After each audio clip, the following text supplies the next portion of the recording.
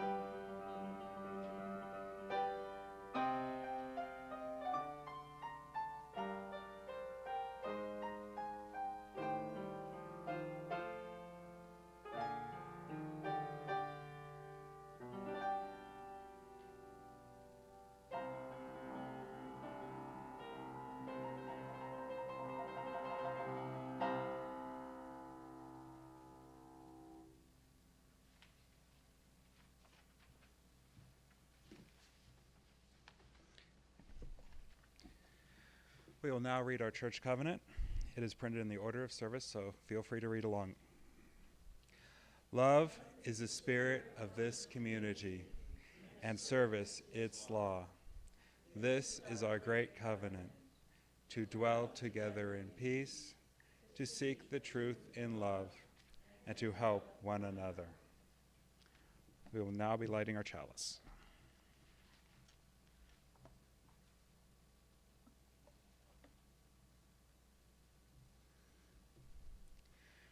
We hallow this time together by kindling the lamp of our heritage.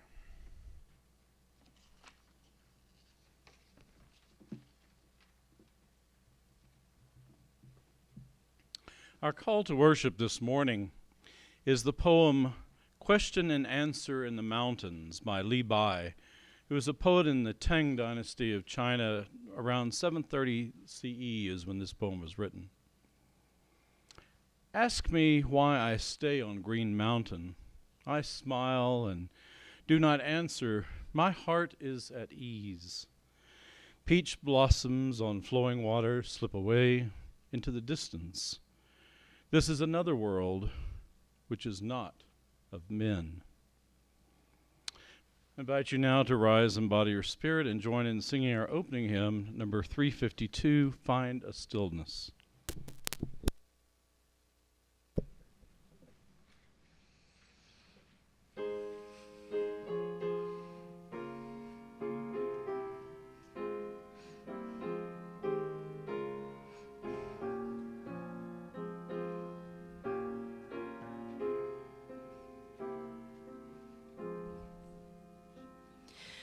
Find a stillness, hold the stillness, let the stillness carry me.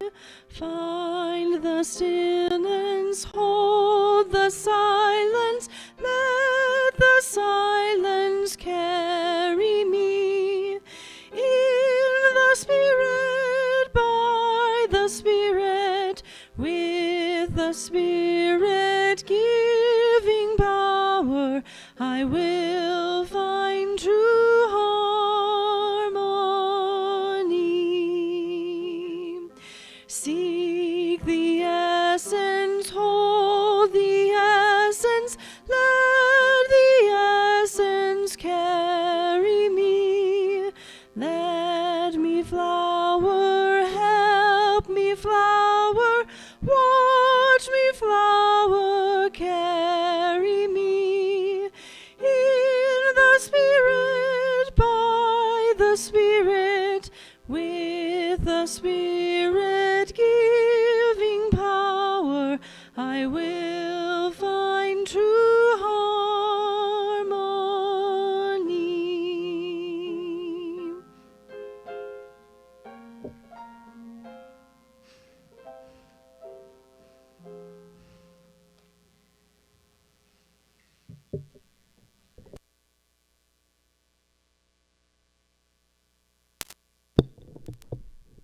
Good morning.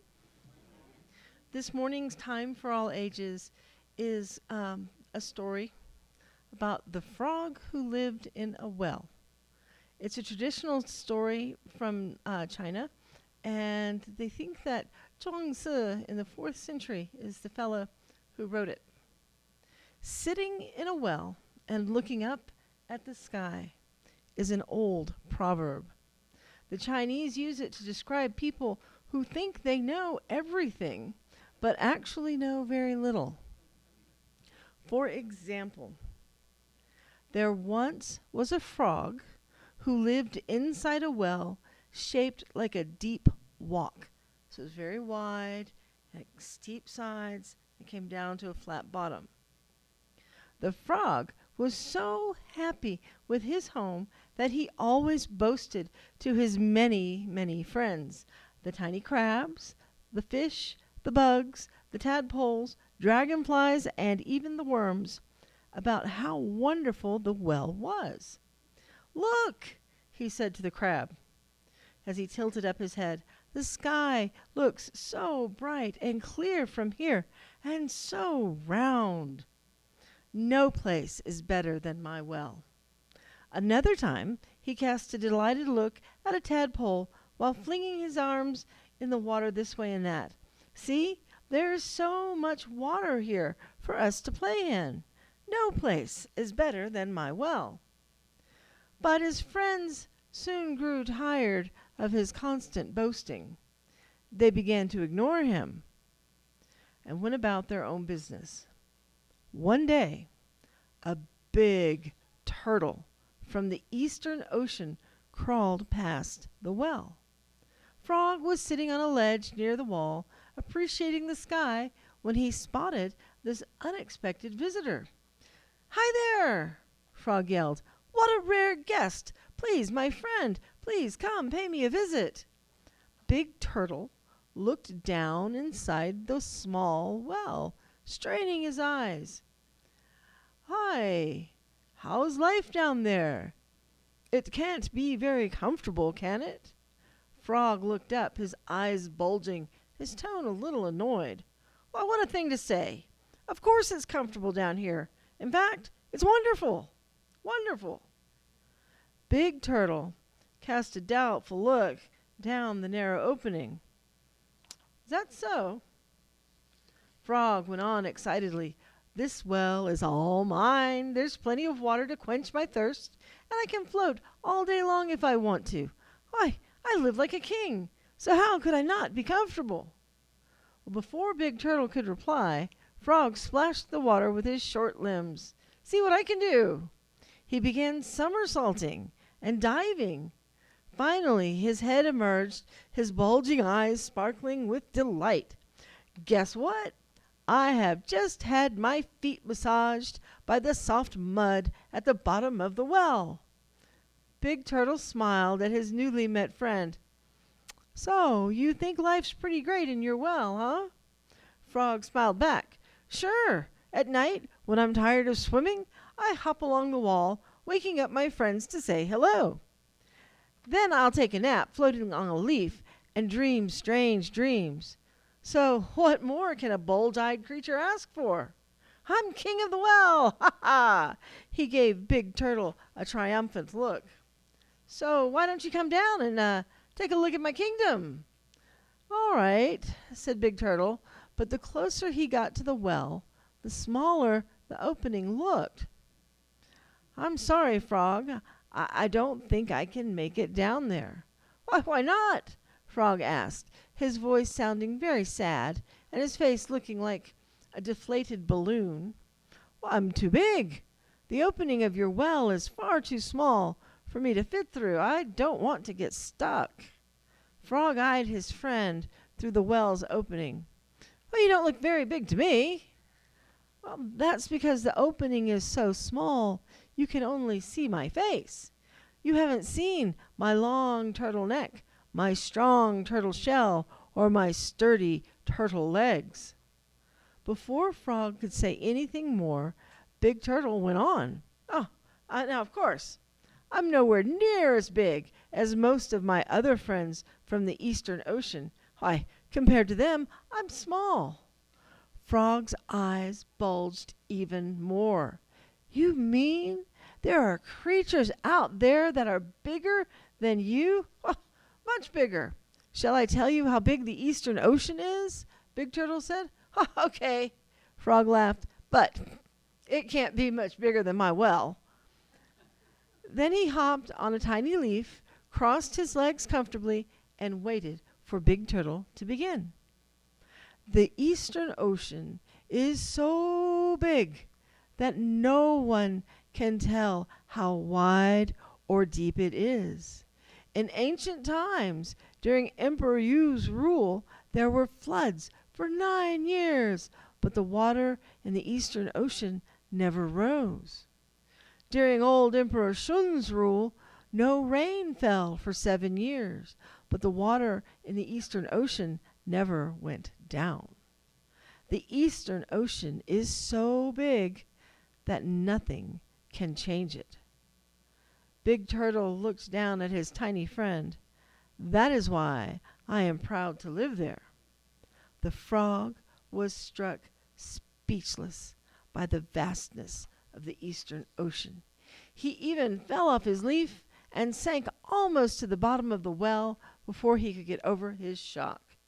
Then he climbed back on his leaf a little unsteady. He stared at Big Turtle for a moment, then spoke timidly. "Really? Is that so? I think you made up the Eastern Ocean." Big Turtle smiled. "Why, then I'll show it to you. But first, you have to hop out of this little well you live in." Straight away, Frog used all of his might to hop. 1, 2, 3, 4. Finally, he was able to jump out of the well and land on the soft moss at the top. "Oh!" he exclaimed, swinging his head and shading his eyes. Big Turtle asked, "Is there something wrong, my friend?" "Ah!" Frog shouted, his face flushed and his head dizzy from the sun. "Are you sure you're all right, little friend?" Big Turtle asked. Sweating heavily, Frog nodded. I always thought the sky was round and that it was the size of my well's opening. I never knew it was so huge. I can't even see its edge." Before Big Turtle could say anything, Frog exclaimed, "And the sun, it blinds my eyes. I never knew it was so powerful." "Calm down, my friend," Big Turtle said gently. "Now, do you understand why I said the well is small? Certainly, your well is a great place to live, but there are many great places on earth, some much greater than your well." Very embarrassed, Frog just hung his head. He would still enjoy his life in the well, but now he knew that he and his well were just a small part of an incredibly big world. And with that in mind, we will now sing out the children.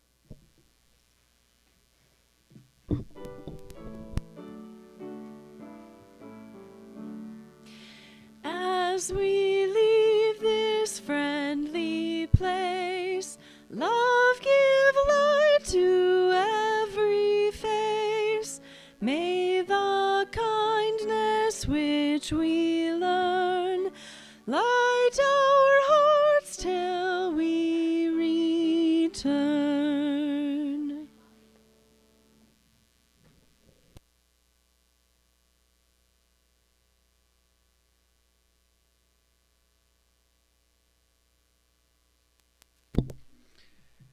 This is a special time in our congregation where each of us has an opportunity to share the major events in our lives, our joys, our concerns, and our sorrows, so we all be uplifted by the UU community. As I read the sorrows, concerns, and joys that were given us, the minister will light a candle. A joy from Victoria. The symphony concert last night had world-class acrobats, jugglers, such amazing feats of strength, and also joyful and fun. And also from Victorious, Cindy Logan took a huge bag of dirty kitchen towels so she can wash and dry them all. Thank you. Joy from Courtney Higley. My eye is healing very quickly. I'm being offered a position at Rigby School District instead of being contracted, and this will allow us to completely overcome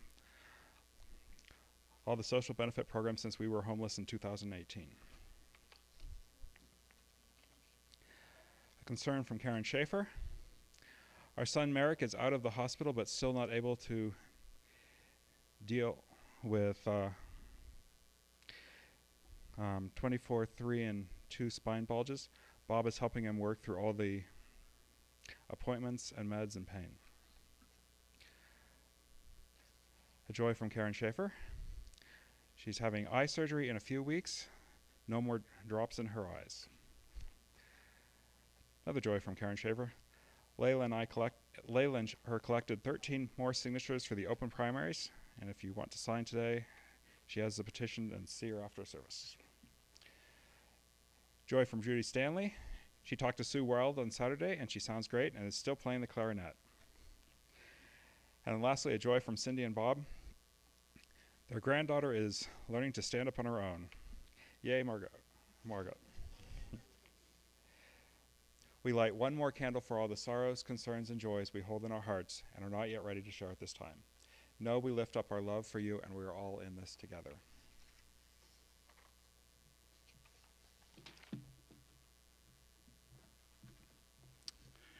Our reading this morning comes from the book The Taoist Body by Christopher Schipper.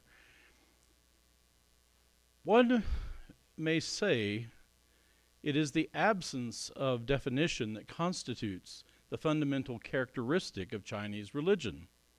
Whether other cultures have conceived a notion analogous to the Tao, I do not know. But in China, from the times of antiquity on, this notion has always been fundamental. By definition, the Tao is indefinable and can be apprehended only in its infinitely multiple aspects. A principle at once transcendent and immanent, the Tao is unnameable, ineffable, yet present in all things. It is far more than a mere principle. The first meaning of the Chinese character Tao is Wei, something underlying the change and transformation of all beings, the spontaneous process regulating the natural cycle of the universe. It is in this process, along this way, that the world as we see it, the creation of which we are an integral part, finds its unity. But we should be careful not to extend this notion of unity to the Tao itself. The Tao may make whole, but it is not itself the whole. It gives birth to the one. It can be the one, and then it can again split this unity into fragments, divide it. The Tao gave birth to the one to the two produced the three, and the three the 10,000 beings, says the Tao Te Ching, the principal text of Taoism. This generative action of the Tao is called its power, te, a word which is also translated as virtue. But virtue comes from the Latin virtus, and the root vir meaning male, whereas the Tao's action, its creative power, is on the contrary feminine. The Tao is flux, transformation, process, way of alternation, and principle of cyclical time. Nameless, it is the origin of heaven and earth, it is the mother of the 10,000 beings, it says in the Tao Te Ching. The absence of any definition is not only characteristic of Taoist philosophy, but also of the practice of Taoism and of its very existence in the world.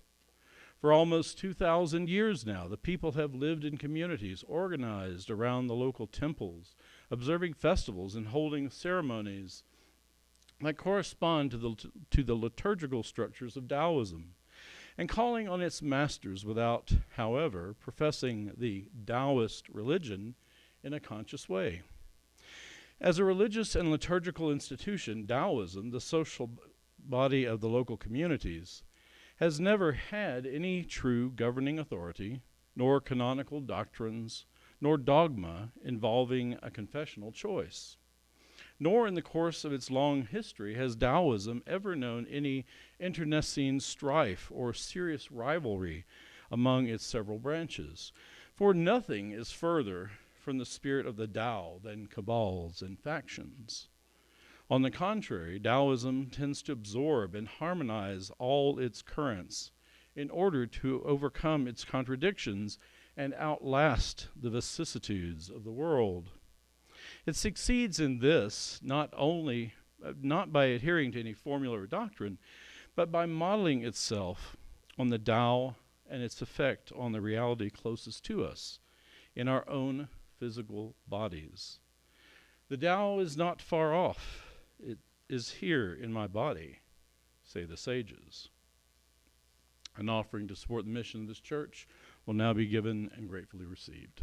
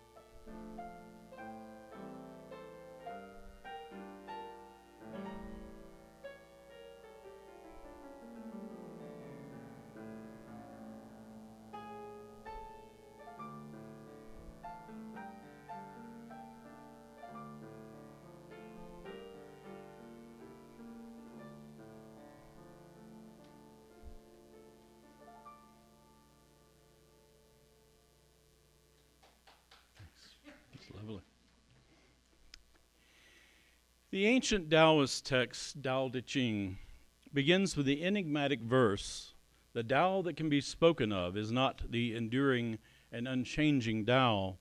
The name that can be named is not the enduring and unchanging name." It is an acknowledgement of the limits of language you often encounter in philosophical and religious writings, especially in the writings of the mystics of almost any religious tradition. It is the idea that ultimate reality, in whatever form it is imagined, whether it is God or the Tao or something else, is ineffable and mysterious, though you might know it when you experience it. The best we mere mortals can do is to describe our experiences and speculate about the actual nature of this unknowable ground of being. And in the course of human evolution, we have developed a host of competing ideas, and unfortunately, our competing truth claims have sometimes turned into dogma that has resulted in violent confrontations with those who have different opinions.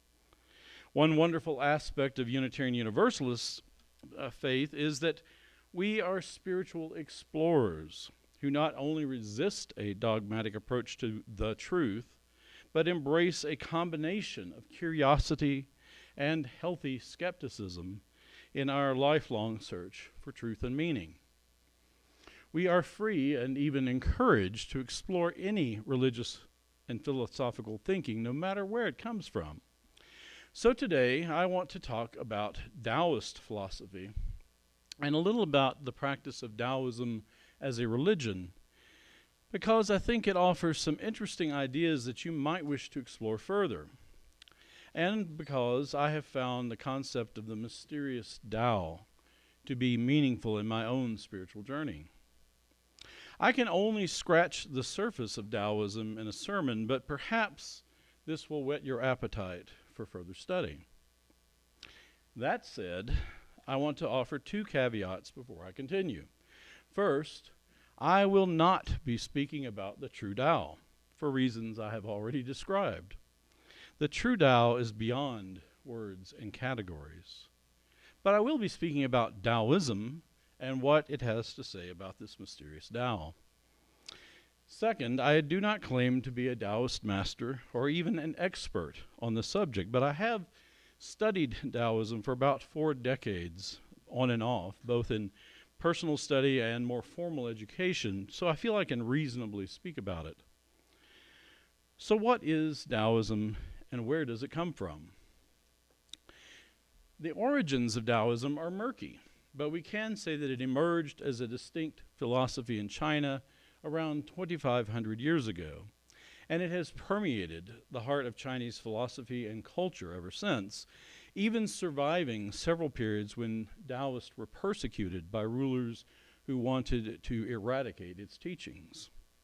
The principal text of Taoism is the Tao Te Ching, which some scholars believe could date to as early as the 8th century BCE, and appears to have reached its final form in the 3rd century BCE. It has traditionally been attributed to a 6th century BCE sage named Li Er, who was given the honorific name Lao Tzu, which means old master. But there is no historical evidence that such a person ever existed. Most contemporary scholars are doubtful, and many believe the Tao Te Ching is not the work of a single author, but represents a collection of older sayings from a variety of sources that were collected into one text, not unlike the way the Hebrew Bible evolved. The other principal Taoist text is the writings of another sage, Zhuangzi, who is thought to be a historical figure who lived in the late 4th century BCE during the turbulent time known as the Warring States, when China was divided into 7 competing kingdoms. Zhuangzi is credited with consolidating and clarifying Taoist thinking into a recognizable philosophical school, and may have been a contemporary of Confucius. Our Time for All Ages story this morning is attributed to Zhuangzi. However, like most ancient Taoist masters, the details of his life are also debatable.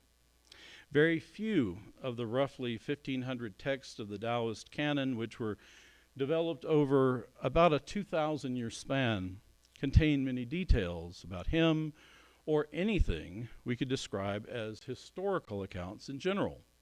As Christopher Schipper notes in The Taoist Body, with the absence of names or dates or attribution in the text, it seems as if linear history made no sense at all, and as if individual authorship was considered contrary to the nature of things.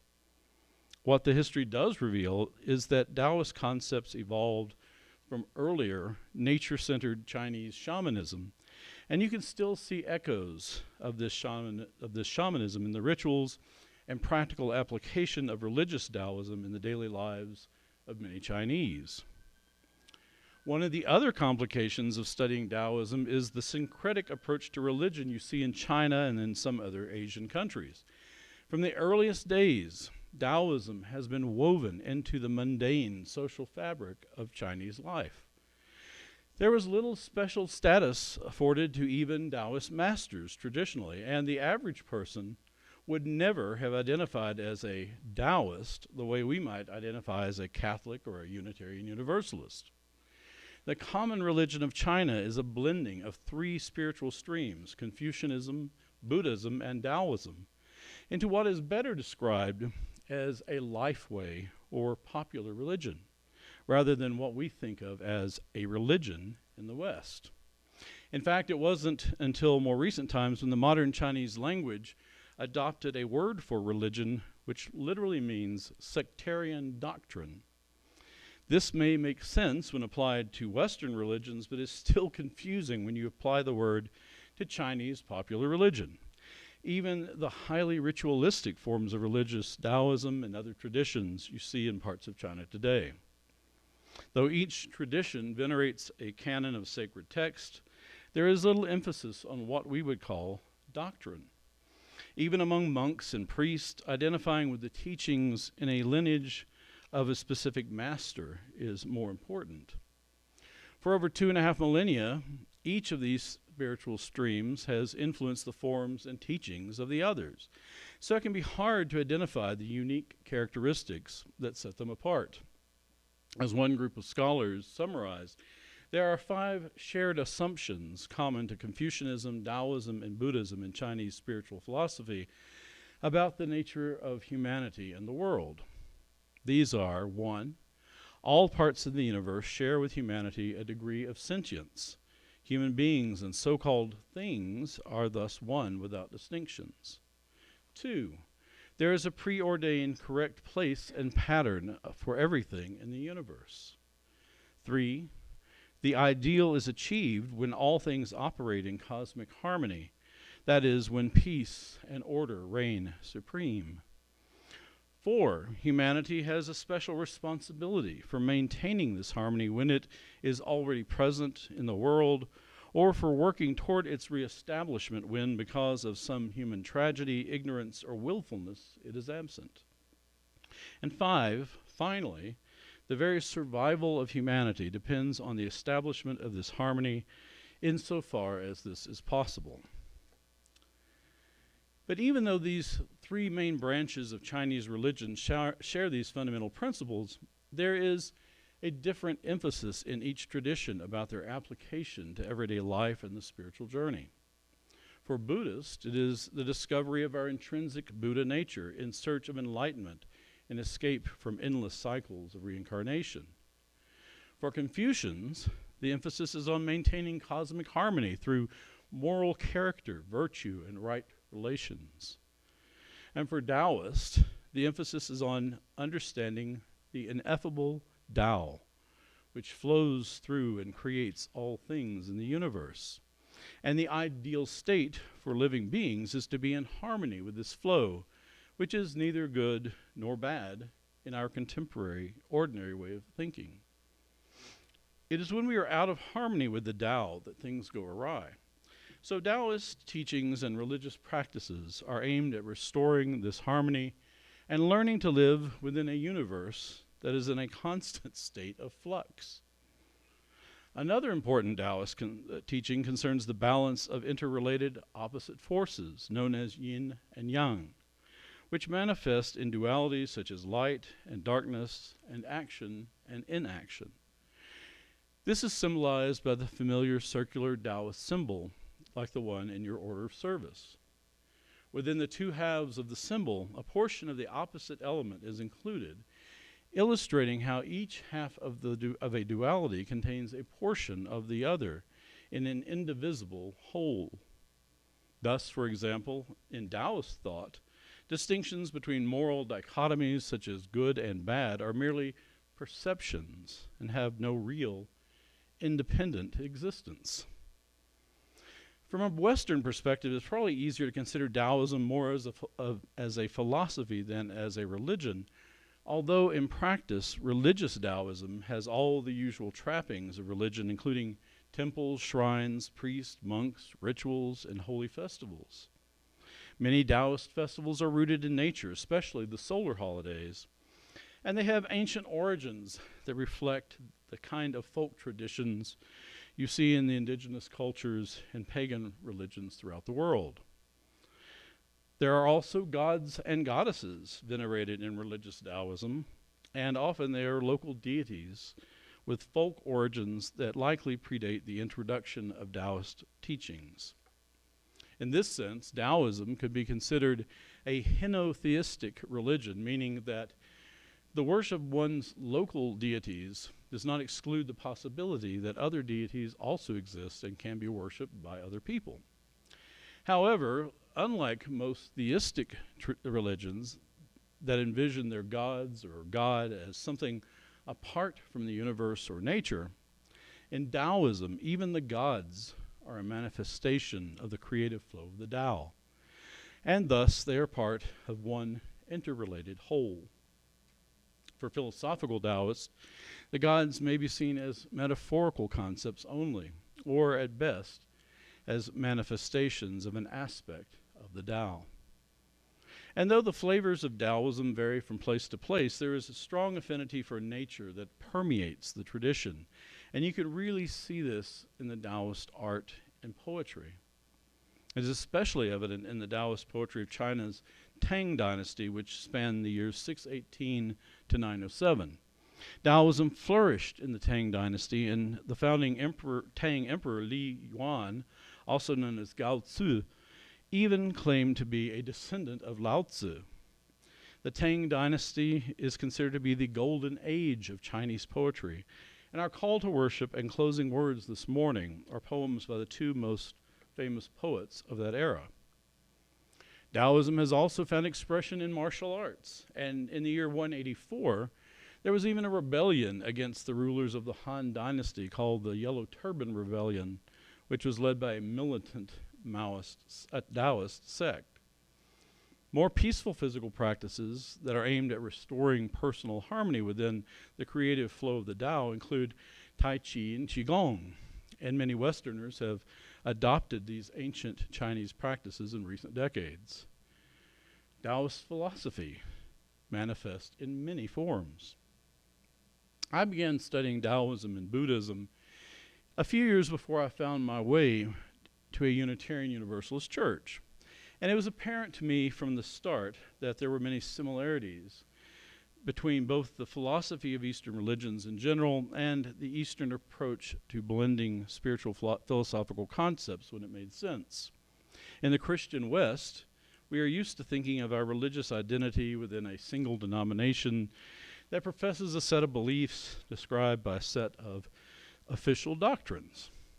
Even we Unitarian Universalists, who walked away from creedal requirements more than a century ago, have retained some vestiges of our Protestant Christian heritage. And I think what we have retained, such as our weekly Sunday worship services, is not only beautiful as an exploration of human spirituality, but makes us a stronger community of seekers that fits American culture. And when you integrate something like Taoist philosophy into your spiritual journey, you open yourself to a whole new way of thinking about the cosmos.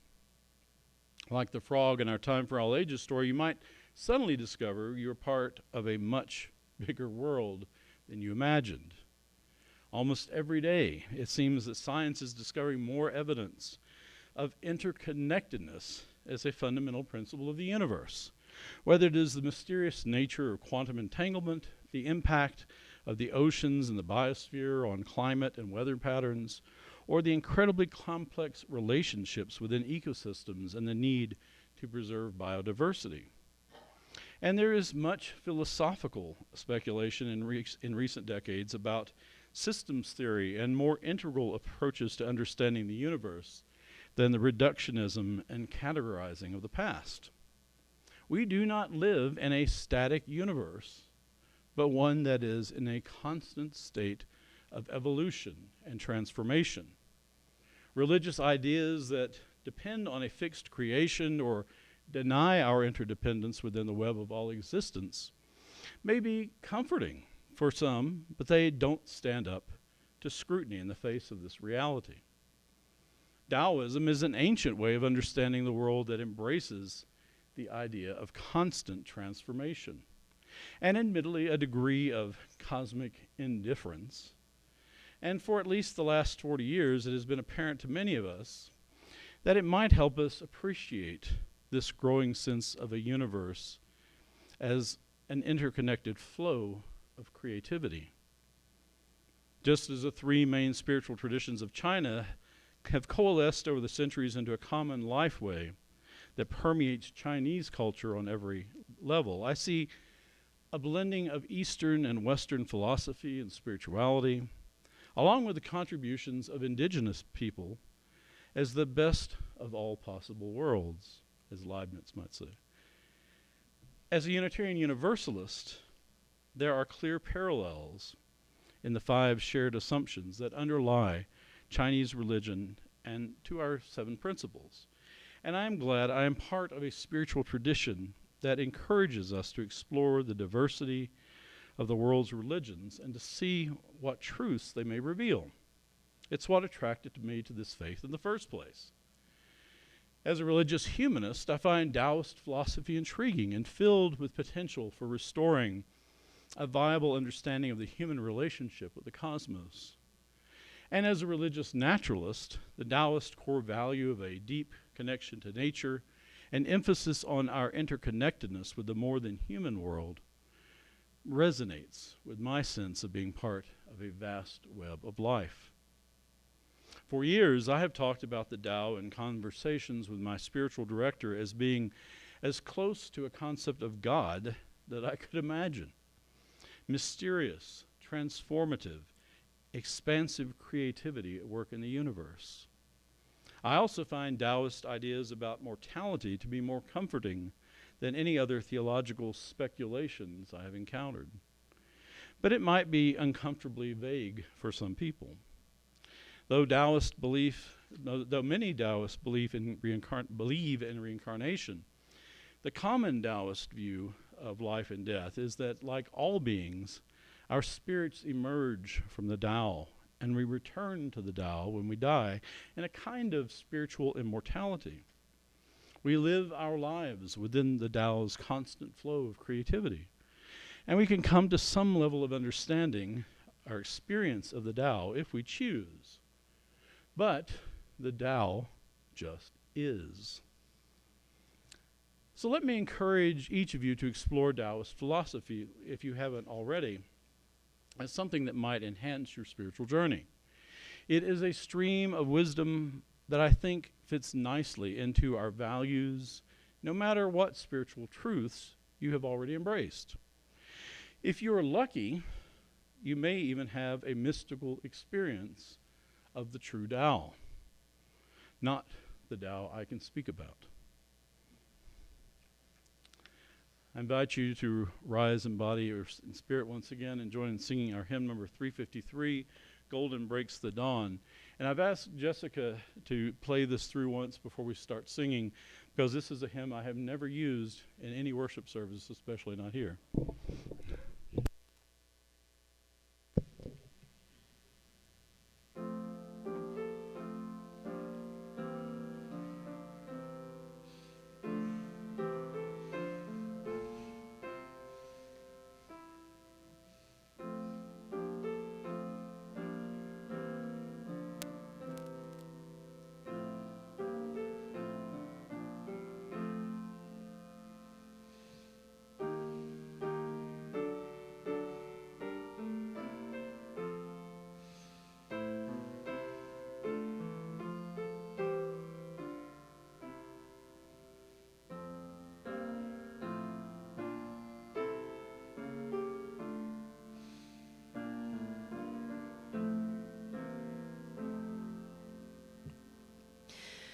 Golden breaks the dawn,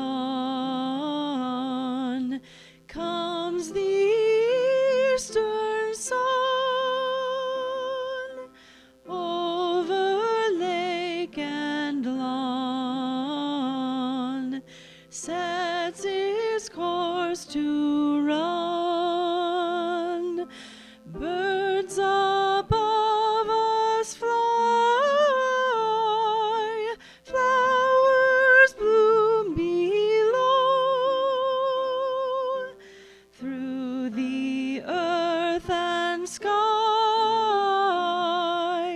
life's great mercies flow. As the spinning globe rolls away the night, nature wears a robe spun of morning light. Dawn break in me too, flooding skies above. Teach me to be true, fill my heart with love.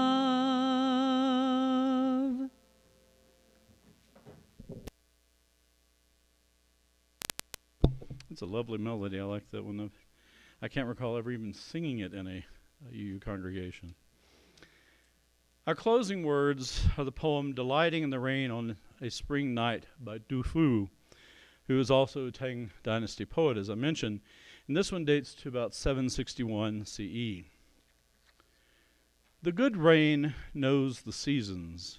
It comes in the spring. On the wind, it infiltrates the night, moistening everything, soundless and fine. Paths in the fields, dark with cloud. Boats on the river, their lamps the only light. In the morning there will be spots of wet red. Flowers will be heavy in the city of brocade.